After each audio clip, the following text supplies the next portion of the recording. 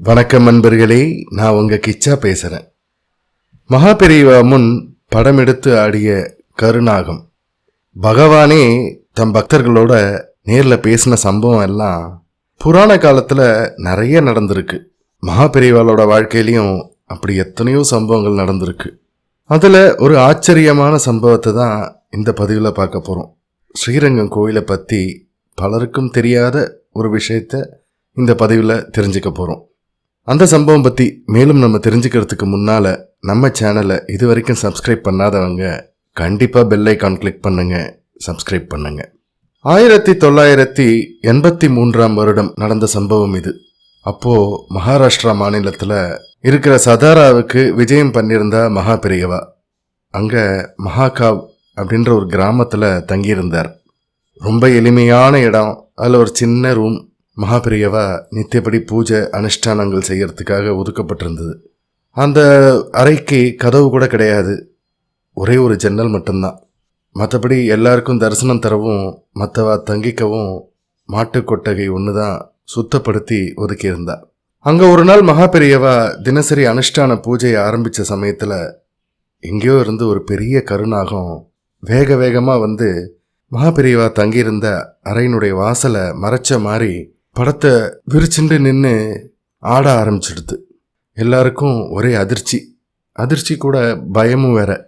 உள்ள மகாபெரியவா மெய் மறந்து பூஜை பண்ணிட்டு இருக்கா. கூப்பிட்டு சொல்லவும் முடியாது. பாம்பை விரட்டலாம்னா அதோட உருவம் கிட்ட நெருங்க முடியாத அளவுக்கு பயங்கரமாக இருந்தது.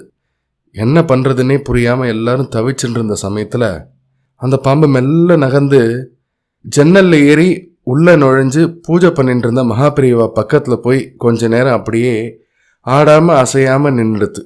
புஸ் புஸ்ன்னு அது எழுப்பின சத்தம் எதிரொலி மாதிரி கேட்டுது. சுற்றி நின்னவாளோட இதயம் எல்லாம் லப் டப்புன்னு அதுக்கு ஈக்குவலாக அதிர்ந்தது.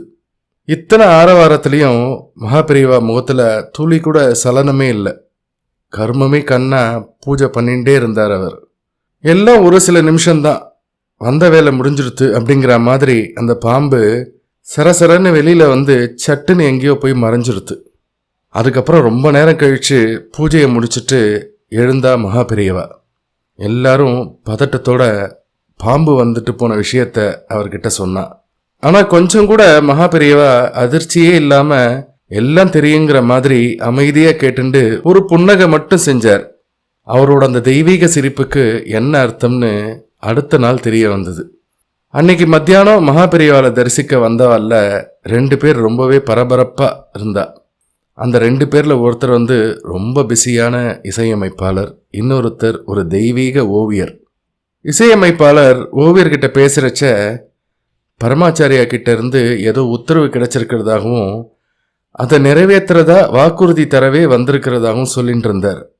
யார் அவங்க, என்ன வாக்குறுதின்னு சொல்றதுக்கு முன்னால ஒரு முக்கியமான விஷயத்த சொல்லிடுறேன். ஸ்ரீரங்கத்துக்கு ராஜகோபுர திருப்பணி நடந்துட்டு இருந்த காலகட்டம் அது. 13 நிலைகளோட கம்பீரமா அமைக்க திட்டமிட்டு இருந்தா. ஆனா அதுக்கான செலவு ரொம்பவே அதிகமா இருந்தது. ஒவ்வொரு நிலையும் கட்டுறதுக்கு ஒவ்வொருத்தர் பொறுப்பு ஏத்துன்னு இருந்தா. அந்த சமயத்துல ஒரு நிலைக்கான செலவை ஏத்துன்னு இருந்தவரால தவிர்க்க முடியாத காரணத்தினால அதை செய்ய முடியாத சூழல். அதனால அந்த பொறுப்பை வேற யாருக்காவது தர வேண்டிய கட்டாயம் வந்தது. இதையெல்லாம் விலக்கி அப்போ இருந்த ஜிஆர் சுவாமிகள் மகாபெரியவாளுக்கு கடிதம் எழுதியிருந்தார். லெட்டர் வந்ததுமே அந்த பொறுப்பை யார்கிட்ட ஒப்படைக்கிறதுன்னு யோசிச்சார் மகாபெரியவா. மடத்தில் இருந்தவெல்லாம் ஆளுக்கு ஒரு பெரிய மனுஷா பேரை சொன்னா. ஆனால் மகாபெரியவா சினிமாவில் இசைத்துறையில் பிரபலமான ஒருத்தர் பேரைத்தான் தேர்ந்தெடுத்தார். சரி, ஆளை தேர்ந்தெடுத்தாச்சு. அவர்கிட்ட எப்படி சொல்கிறது? அவர் சம்மதிப்பாரா மாட்டாரா? இப்படி எதுவுமே தெரியாத நிலையில தான் எங்கேயோ ஒரு கிராமத்தில் போக்குவரத்துக்கே கஷ்டமான பகுதியில் தங்கியிருந்த மகாபெரியவாளை தரிசிக்க வந்திருந்தார் மகாபெரியவா தேர்ந்தெடுத்த அதே பிரபலமான இசையமைப்பாளர்.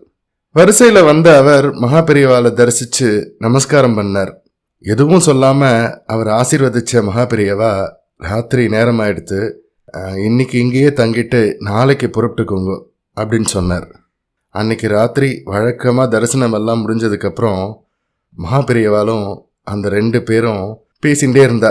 அந்த இசையமைப்பாளரும் அந்த ஓவியரும் மகாபெரியவாலும்.